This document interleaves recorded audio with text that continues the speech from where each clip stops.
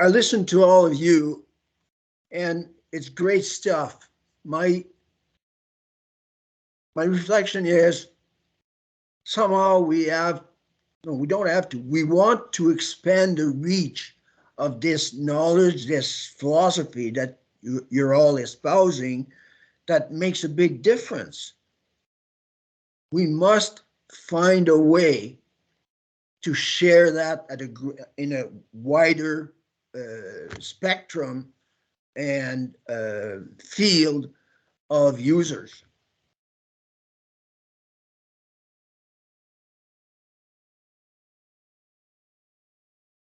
I I agree with you, but I don't mind being negative, but it's impossible because we have time.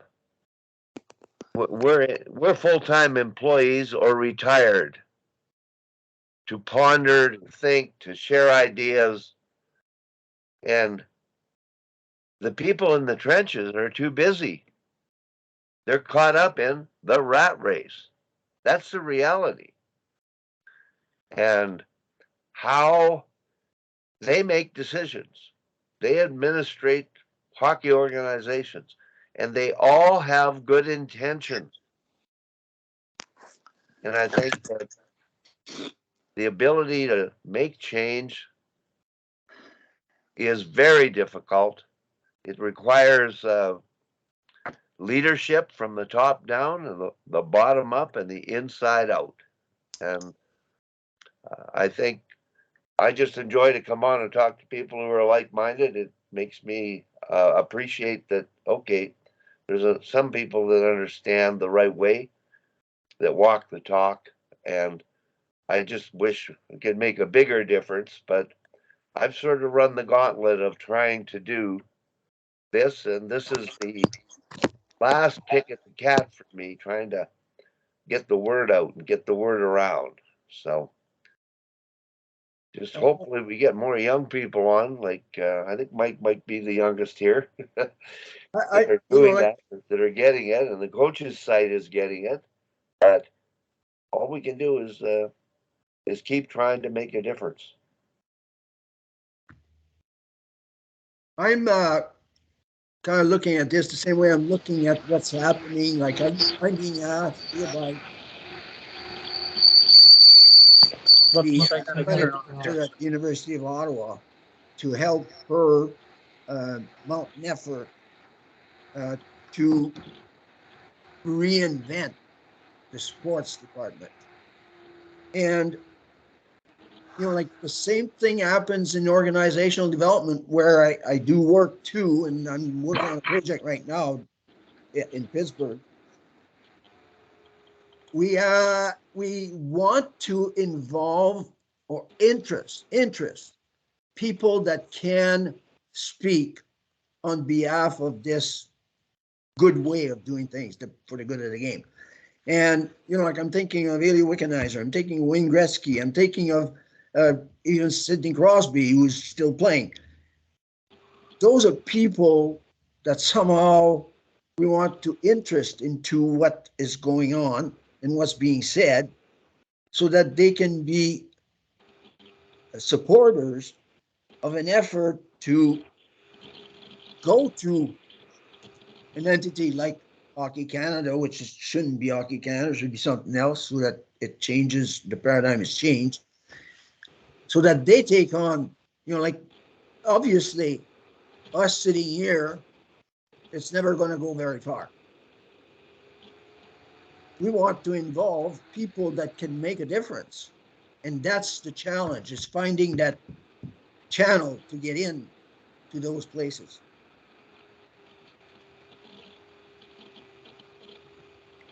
Well, Ray, Haley is going to be in town on the 25th of November. There's a promotional showing at the Plaza Theater of her documentary, a movie about her life. Okay. And hopefully I get to run into her and spend some time with her. But she is the sort of the most high profile person that responds immediately to texts and emails. So, and she's a good contact with her role with the Leafs. And, she's one that understands the idea of what we're doing and appreciates it. So I'll keep talking to her and keep plugging away. Did I mention Chris Pronger to you?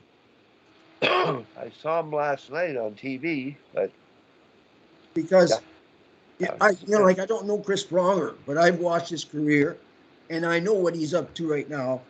And he may be a very, how should I say, effective and productive ally in doing this. Because one of the things that, like his focus is on NHL players. But how do they get to the NHL?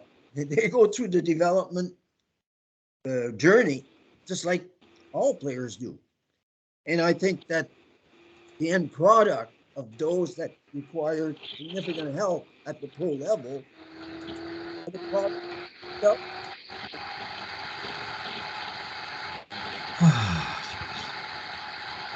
You might have to cut yourself.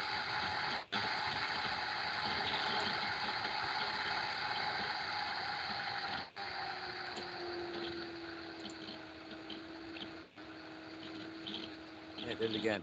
That's that dial-up service out there.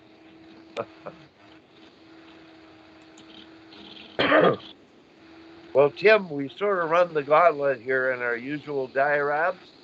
I'm just curious if anybody else has got any thoughts. And I don't know if Jordan is in his office or out in the playing field or in the gym, but I'd sure like to hear if anybody's got any other ideas of how to keep pushing forward with this idea of how we can promote it. I think it's who you know, Ray, and who you get to talk to. And I've I've phoned people in executive positions in lots of organizations, and they're too busy to listen. And that's not being rude. That's the reality. We don't listen well. We do for 2 hours. We talk and we listen. That's all we've got time to do.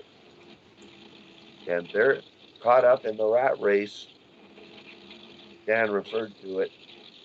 And just don't take time to breathe and think about what they're doing and why they're doing it. we have to find a way to meet them where they are, Wally. That's what we have.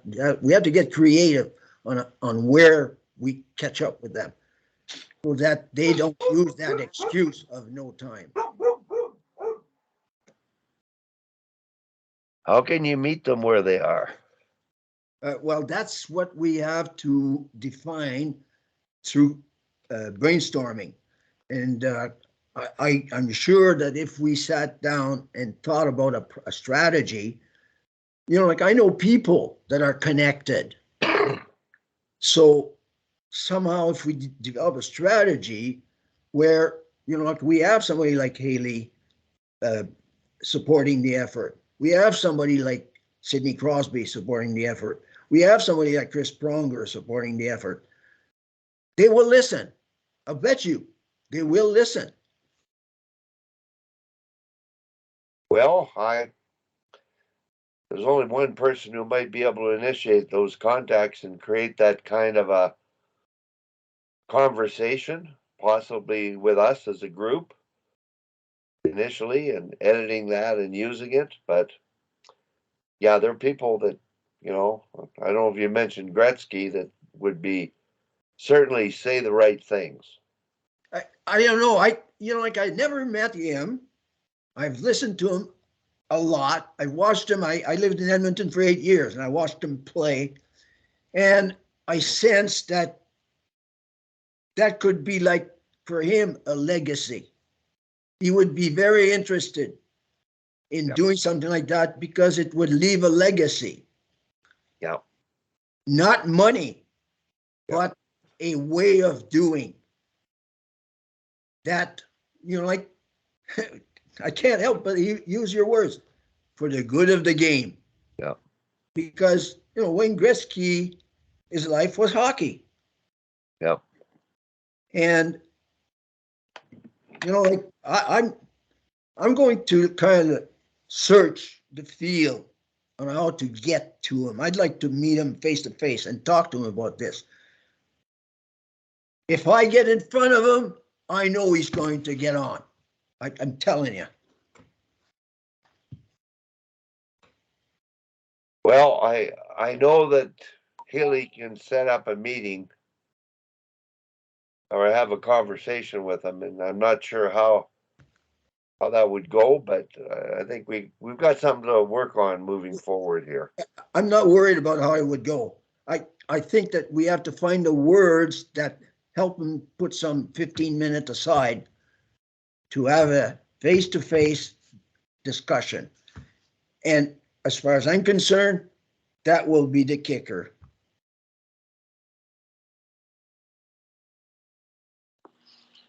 Yeah, Ray, if you're familiar with Chris Pronger, as you mentioned, he could be a lever too to get you in front of Mr. Gretzky. That's my next move. I want to get in touch with him. I know how to get in touch with him and talk to him about what you guys are about and how you see that development in early years can lead to some massive transformation when they come to the pro level. And I know that would resonate with him because that's his big concern.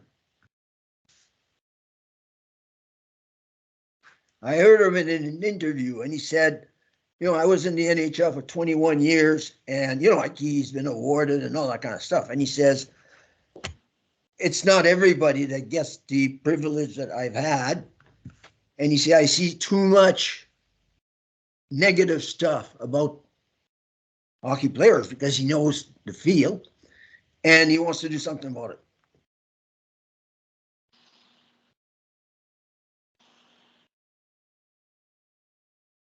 So like I'm an optimist, and if you, it's the old business, the right moment, the right words, and the right context. And that's what I'm talking about when I say we have to get creative to create this moment where we have people like Gretzky, like Ehle, like, you know, even Sidney Crosby, you know, like I'm ready to go after him to buy into this concept that the organizations, and I'm talking about the top organizations that oversee hockey in Canada or the US, influence and act in a way that coaches and parents and players get on board on this aligned on purpose thing, you know, for the good of the game. The organizations have overlooked. They've overlooked the purpose of it. Why is that, Wally?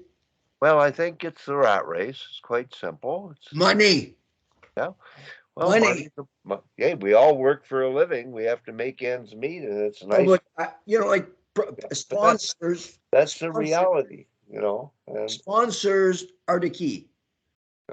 And up to now, organizations have not used that, how should I say, that vision to interest sponsors. You and I, we don't have the money, but sponsors put together can make a big difference. And that's the end goal, is to get people that are listened to, that have visibility, that have credibility, to speak the language that I hear you guys talking, so that they, you know, you know, like I used to work for a big multinational, and I've seen them sponsor all kinds of stuff, and then I've seen them withdraw their sponsorship because philosophy, because whatever. And the fact of the matter is that if we presented a philosophy based on the concepts and the principles that you're talking about, sponsors would be really interested, because it's, you know, like, let's face it, sports is a channel to develop the future of society. There's no two ways about it. And you know that better than I do because you're deeply involved with it, like almost every day. What kids learn through sports is priceless. If it's done right, of course.